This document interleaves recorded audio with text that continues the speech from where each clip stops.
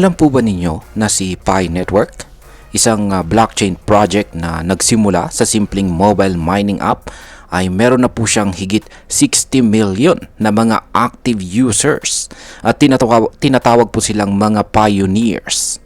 Pero ang tanong, sapat na ba talaga ito para matawag siyang currency of the future? Yan, particular po sa pagsapit ng taong 2030 or 2030. Yan. Ngayon ay muling uminit po ang usapan tungkol dito kay Pi Network dahil po sa bagong analysis mula ulit kay Dr. Alcoin, isang kilalang crypto analyst. At ayon sa kanya ay kahit malaki na ang community ni Pi, hindi pa raw ito handa para sa global adoption bilang isang peer-to-peer currency. Kaya ayan, yan po ang siyang ating pag-uusapan sa video na ito kung saan ay aalamin po natin kung bakit. Pero bago po tayo magpatuloy, ay pakibasa na lamang po muna ang disclaimer dito sa ibaba ng ating screen. Ayan, ano nga ba ang kasalukuyang kalagayan ni Pi Network ngayon? Ayan, simulan po natin dyan sa kasalukuyang kalagayan ni Pi Network sa araw na ito. Ayan, si Pi po ay ginawa ng isang grupo ng mga doktor mula po sa Stanford University. Ayan, para po sa mga hindi pa nakakalam. At ang ideya ay isang cryptocurrency na pwedeng imina gamit lang ang cellphone nang walang kailangang high-end hardware. Kaya nga mabilis itong lumaganap ito ay mabilis na nakilala sa maraming mga developing countries, lalo na sa mga bansang katulad natin dito sa Pilipinas. Pero habang lumalaki ang community, lumilitaw rin ang mga kakulangan. Ayon kay Dr. Alcoin, kulang pa ang infrastruktura ni Pi. Wala pa ito sa mga malalaking exchanges tulad ni Binance. Kaya kung sakaling gusto mong i-convert ang Pi mo papunta sa ibang crypto or fiat currency, yan lalong-lalo na kung yung mga ginagamit mong mga exchanges ay yung mga kilala or malalaking exchanges lamang, ay medyo mahihirapan ka. Pero available naman po itong si Pi sa mga maliliit na mga exchanges. Ayan, kaso yung problema lang dyan is yung yung mga maliliit na exchanges is yung liquidity. Ayan, ngayon ay ang sunod na tanong natin dito ay may tunay nga ba talaga na gamit itong si Pi Coin? Ayan. Isa sa pinakamalagang tanong ay pwede na ba talagang gastusin or gamitin si Pi sa totoong buhay? Ayan. At ang sagot ay hindi pa. Sa ngayon, karamihan po ng paggamit ni Pi ay umiikot lang sa tinatawag na community-run marketplaces sa loob ng kanilang app.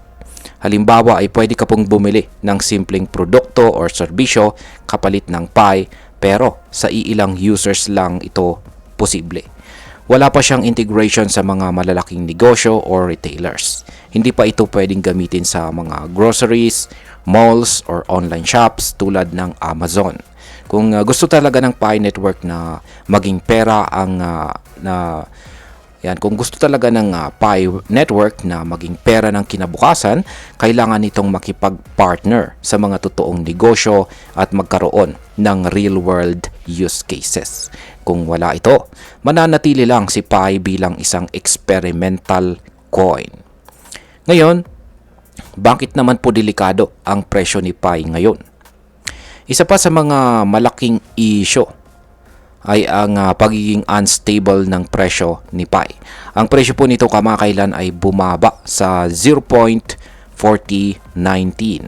Tapos biglang tumaas naman ng 5.4% sa loob lang ng 24 hours or 24 oras. Umabot po ito sa presyong 0.5822. Kaya grabe ang kanyang fluctuation. Talagang kung hindi ka po sanay sa malalakas na fluctuation ay baka atakihin ka sa puso. Ayan, kung gusto nating gamitin ang isang coin sa pang-araw-araw na transaction tulad po ng pambayad sa pamasahe o pagkain, dapat stable ito. Kasi paano ka makakapag-budget kung bawat oras ay pabago-bago ang value ng coin mo? Isa rin sa mga problemang binanggit ni Dr. Altcoin ay ang kakulangan ng fully active smart contracts at saka centralized pa rin ang control sa ilang bahagi ng Pi Network. Hindi po ito akma sa prinsipyo ng decentralization na siyang puso ng tunay na cryptocurrency. Ngayon is paano naman po naaapektuhan ng small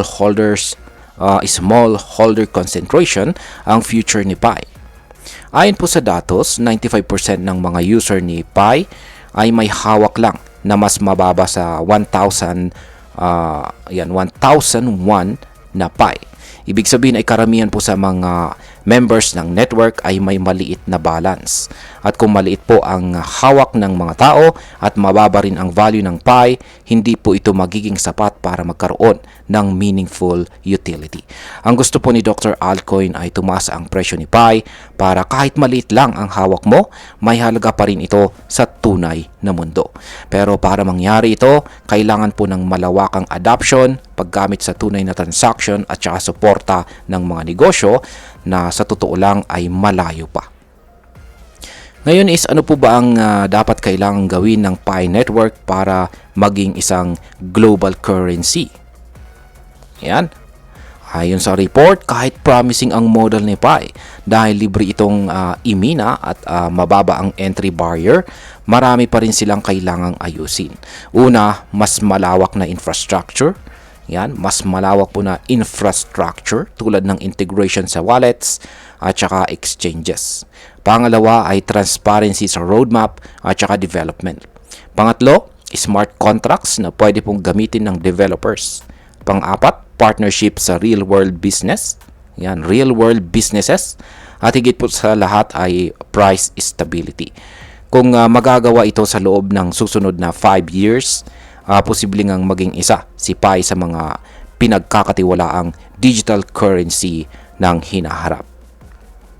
Ngayon ay pag-usapan na po natin ang posibleng maging epekto nito para sa atin bilang mga Pinoy crypto traders at investors ni Pi Network.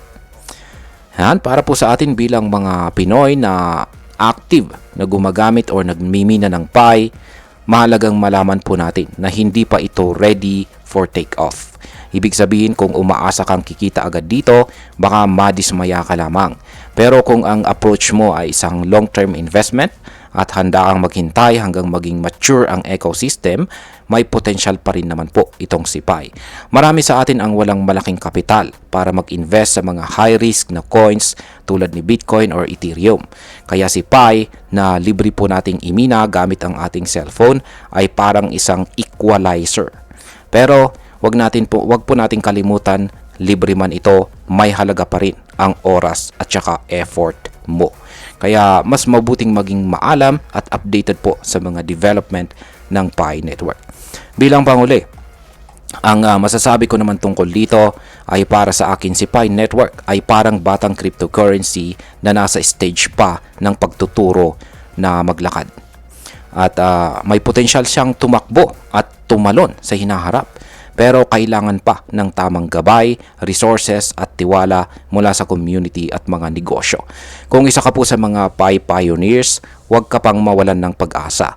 Pero huwag mo ring i-overhype ang coin na ito sa mga kakilala mo, lalo na kung wala pang malinaw na use case. Maging objective po tayo, supportive pero critical.